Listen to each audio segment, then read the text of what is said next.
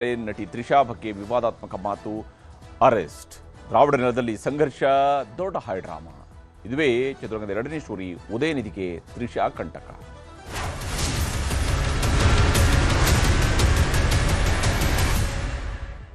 ತಮಿಳುನಾಡಿನ ವಿರೋಧ ಪಕ್ಷದ ನಾಯಕ ಉದಯನಿಧಿ ಸ್ಟಾಲಿನ್ ಅವರನ್ನ ಇವತ್ತು ಬೆಳಗ್ಗೆನೆ ಅರೆಸ್ಟ್ ಮಾಡಲಾಗಿತ್ತು. ತಮಿಳುನಾಡಿನ ವಿರೋಧ ಪಕ್ಷದ ನಾಯಕ ಉದಯನಿಧಿ ಸ್ಟಾಲಿನ್ ಅವರನ್ನ ಅರೆಸ್ಟ್ ಮಾಡಲಾಯಿತು. ನಟಿ ತ್ರಿಷಾ ಅವರ ಬಗ್ಗೆ ಅವಹೇಳನಕಾರಿಯಾದಂತಹ ಹೇಳಿಕೆಯನ್ನು ನೀಡಿದಂತಹ ಹಿನ್ನೆಲೆಯಲ್ಲಿ ಅರೆಸ್ಟ್ ಮಾಡಲಾಯಿತು. ಈ ಬಂಧನ ವಿಪಕ್ಷಗಳ ಆಕ್ರೋಶಕ್ಕೆ ತುತ್ತಾಗಿದೆ. ತದನಂತರ ಹೈಕೋರ್ಟ್ನ ಆದೇಶದ ಮೇಲೆ ಅವರನ್ನ ಬಿಡುಗಡೆ ಮಾಡಲಾಗಿದೆ.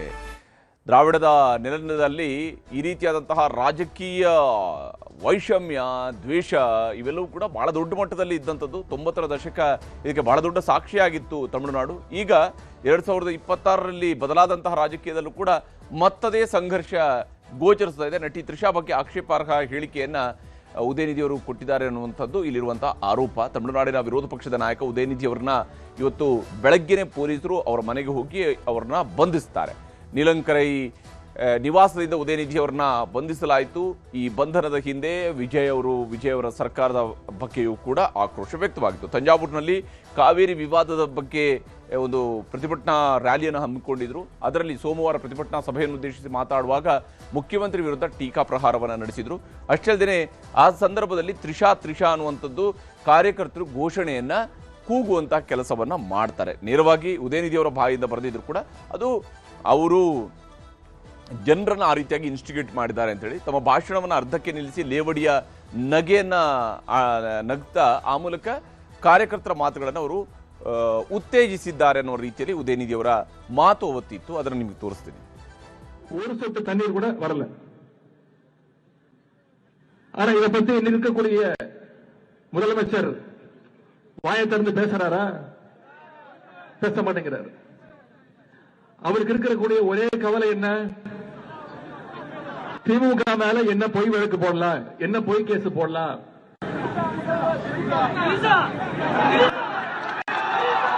எங்க தண்ணி வருதோ இல்ல அங்க தண்ணி வரணும். ಕಾವೇರಿ ಸೊನ್ನೆ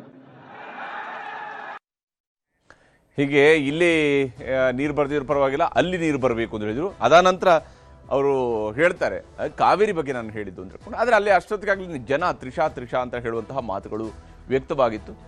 ಈ ಕಾರಣಕ್ಕಾಗಿ ತ್ರಿಷಾ ಅವರ ಬಗ್ಗೆನೇ ಅವರು ಕೂಡ ಹೇಳಿದ್ದಾರೆ ಅಂತೇಳಿ ಅವರು ಈ ರೀತಿಯಾಗಿ ಜನರನ್ನ ಈ ರೀತಿಯಾಗಿ ಉತ್ತೇಜಿಸುವಂತಹ ಕೆಲಸವನ್ನು, ಪ್ರಚೋದಿಸುವಂತಹ ಕೆಲಸವನ್ನು ಮಾಡಿದ್ದಾರೆ ಅಂತ ಹೇಳುವಂತಹ ಕಾರಣಕ್ಕಾಗಿ ಅವರ ವಿರುದ್ಧ ಪ್ರಕರಣವನ್ನು ದಾಖಲಿಸಲಾಯಿತು.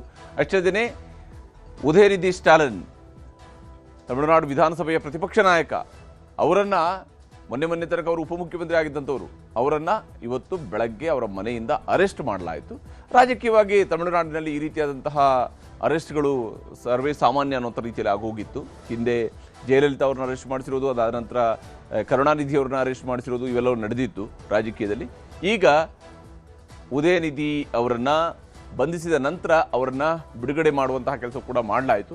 ಯಾವ್ಯಾವ ಸೆಕ್ಷನ್ಗಳ ಅಡಿಯಲ್ಲಿ ಅರೆಸ್ಟ್ ಮಾಡಲಾಗಿದೆ ಅನ್ನೋಂತ ನೋಡ್ತಾ ಹೋದರೆ ಸೆಕ್ಷನ್ 196 ಗುಂಪು ಘರ್ಷಣೆಗೆ ಪ್ರಚೋದನೆಯನ್ನು ಕೊಡುವಂಥದ್ದು, ಸೆಕ್ಷನ್ 197 ದಂಗೆ ಏಳೋದಕ್ಕೆ ಪ್ರಚೋದನೆಯನ್ನು ಕೊಡುವಂಥದ್ದು, ಸೆಕ್ಷನ್ 352 ಉದ್ದೇಶಪೂರ್ವಕವಾಗಿ ಹೇಳಿಕೆಯನ್ನು ಕೊಟ್ಟು ಶಾಂತಿ ಕದಡುವಂಥದ್ದು, ಸೆಕ್ಷನ್ 79 ಮಹಿಳೆಯ ಘನತೆಗೆ ಧಕ್ಕೆ ತಂದಿರುವಂತಹ ಪ್ರಕರಣ, ಸೆಕ್ಷನ್ 296B ಸಾರ್ವಜನಿಕ ಸ್ಥಳದಲ್ಲಿ ಅವಾಚ್ಯ ಪದ ಬಳಕೆ, ಸೆಕ್ಷನ್ 61 ಕ್ರಿಮಿನಲ್ ಪಿತೂರಿ, ಸೆಕ್ಷನ್ 351 ಸಬ್ ಕ್ಲಾಸ್ 2 ಜೀವ ಆಸ್ತಿಪಾಸ್ತಿಗೆ ಹಾನಿ, ಬೆದರಿಕೆ, ಈ ರೀತಿಯಂತಹ ಪ್ರಕರಣಗಳನ್ನು ಅವರ ವಿರುದ್ಧ ದಾಖಲಿಸಲಾಯಿತು.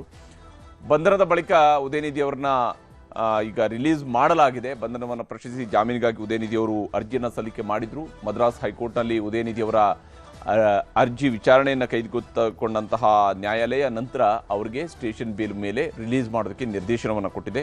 ತಂಜಾವೂರು ಪೊಲೀಸರಿಗೆ ಹೈಕೋರ್ಟ್ ಪೀಠ ಈ ಸೂಚನೆಯನ್ನು ಕೊಟ್ಟಿದ್ದು, ಪೊಲೀಸರು ವಿಚಾರಣೆಗೆ ಕರೆದಂತಹ ಸಂದರ್ಭದಲ್ಲಿ ಉದಯನಿಧಿಯವರು ಹೋಗಿ ಅದಕ್ಕೆ ಸಹಕಾರವನ್ನು ಕೊಡಬೇಕು ಅನ್ನುವಂತಹ ನಿರ್ದೇಶನವನ್ನು ಕೂಡ ನೀಡಲಾಗಿದೆ. ಆಕ್ಷೇಪಾರ್ಹ ಹೇಳಿಕೆಯ ಬಗ್ಗೆ ವಿಚಾರಣೆ ಆಗಲಿ ಅಂತ ಹೇಳಿ ಕೋರ್ಟ್ ಕೂಡ ಸೂಚನೆಯನ್ನು ಕೊಟ್ಟಿರುವಂಥದ್ದು. ಇದಾಗಿತ್ತು ಇವತ್ತಿನ ಚದುರಂಗ. ನಮಸ್ಕಾರ.